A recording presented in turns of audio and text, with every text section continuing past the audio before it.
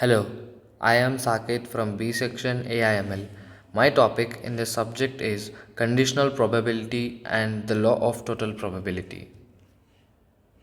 Now, let's get into the introduction.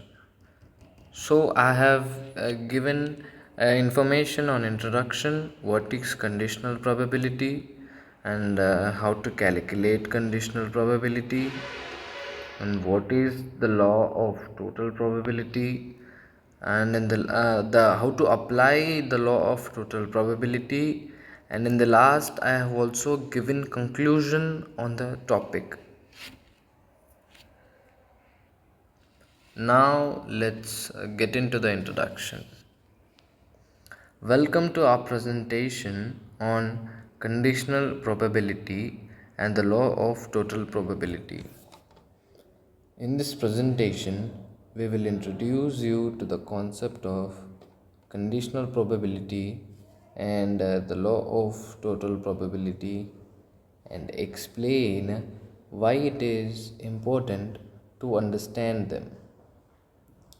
By the end of this presentation, you will have a clear understanding of what conditional probability is and how to calculate it and what the law of total probability is and how to apply it in real world scenarios. We hope that this presentation will be both informative and engaging, and we look forward to sharing this knowledge with you. Hope in the end of this presentation you get good knowledge about this topic. Now, let us know what is conditional probability. Conditional probability is the probability of an event occurring given that another event has already occurred. It is calculated by dividing the probability of both events occurring by the probability of the first event occurring. For example, if the probability of event A occurring is 0.3 and the probability of event B occurring is given that A has occurred is 0.2, then the conditional probability of event B given event A is P of B by A is equals to 0.2 by 0.3 is equals to 0.67. Now, to better understand this concept, let's consider an example. Suppose you are playing card game and you draw two cards from a deck of 52 cards. What is the probability of drawing a king on the second row given that the first card which takes into account the fact that one card has already been drawn? We will explore more examples throughout this presentation. Here I have given a picture for a better understanding about conditional probability. Here there are formulas like P of A by B is equals to P of A intersection B and P of B. P is nothing but probability of an event. P of A in the sense probability of occurring an event A. And there is a statement down here: if P of A by B is equals to P of A and P of B by A is equals to P of B, then events A and B are independent.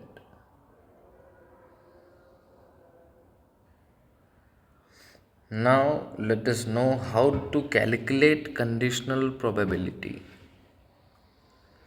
Calculating conditional probability involves using the formula P of A by B is equals to P of A and B by P of B, where P of A and B is the probability of both events A and B occurring, and P of B is the probability of event B occurring.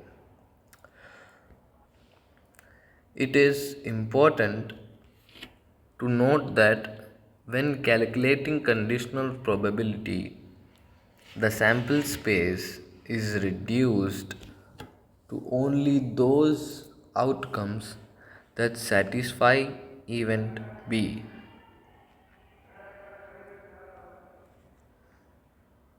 Let's continue with our previous example of drawing cards.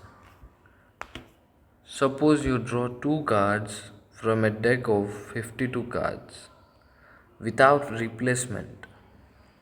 What is the probability of drawing a king on the second row given that and the first card draw was queen? We can use the formula of for conditional probability to calculate this as P king by queen is equals to P of king and queen by P of queen, where P of king and queen is the probability of drawing both a king and queen, and the probability of queen is probability of drawing a queen on the first draw. We shall walk through more examples to help you understand this concept, so that might be little easier to understand this topic. Now let us know what is the law of total probability. The law of total probability is a fundamental concept in probability theory that states that the probability of an event can be found by considering all possible ways in which that event can occur. In other words, if we have a set of mutually exclusive events that cover the entire sample space, then the probability of an event can be found by summing the probability of all possible ways in which that event can occur. To better understand this top concept, let's consider an example. Suppose you are a doctor trying to diagnose a patient with a rare disease. There are three possible tests you can perform, each with a different accuracy rate. And you know the prevalence of the disease in the population. The law of total probability can help you calculate the probability of the patient having the disease given the results of the test. We explore more examples throughout this presentation.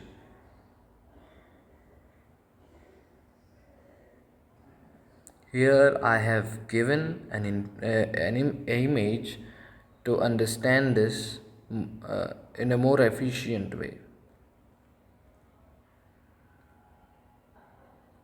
Now let us know how to apply the law of total probability.